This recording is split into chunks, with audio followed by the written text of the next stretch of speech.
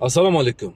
2026-yil kirib kelyapti, yoz qoldi. Shuningdek, patent narxlari ham oshiradi. Demak, Nijniy Novgorodda patent narxlarining oshishi haqida bugungi videoda qisqacha aytib o'tamiz. Nijniy Novgorod viloyati hukumati 2026-yil patent asosida ishlaydigan xorijliklar uchun NDFL to'lovi belgilovchi qonunni ikkinchi o'qilishdayoq qabul qilindi. Bu miqdor oyiga 11.674 rublni tashkil qildi. Yangi to'lov miqdori koeffitsient yordamida hisoblanadi. Demak, federal deflyator 2820 va 3.45 miqdorida qabul qilinganda, mintaqada mehnat bozori koeffitsiyenti fikriga ko'ra, rasmiylarning bu qiymat migrantlar va rossiyaliklar to'laydigan soliqlar bilan tenglashtirilishi kerak. Qonun loyihasining xulosasida tushuntirilganidek, 2026-yilda mintaqada prognoz qilingan o'rtacha oylik ish haqi Nijniy Novgorodda 89.710 rublni tashkil qiladi. Ushbu miqdor bo'yicha shaxsiy daromad solig'i, ya'ni 13% NDFL 11.662 rublni tashkil qilgan.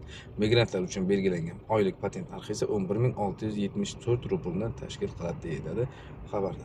Federal pressa avvalroq mintaqada 2025-yil oyiga 9220 xabar haqida 9276 rubl xabar berilgandi.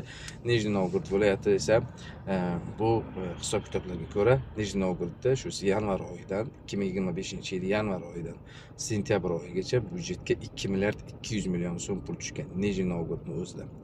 Xullas do'stlar, nima deb o'ylaysizlar? Bu patent narxini oshish qanchalik to'g'ri bo'ldi va qanchalik qimmat bo'lyapti? Rossiyada ishlash sharoitlari qanaqa bo'lyapti va Nijniy Novgorodda ishlaydigan tanishlaringizga ushbu videoni podelitsiya qilib bosib qo'yish eslaringizdan chiqmasin do'stlar. Qo'llab-quvvatlash sizlardan. Xudo xolasa keyingi videolarda qolgan viloyatlarning yangiliklarni ham yetkazib borishda davom etamiz do'stlar. Salomat bo'ling.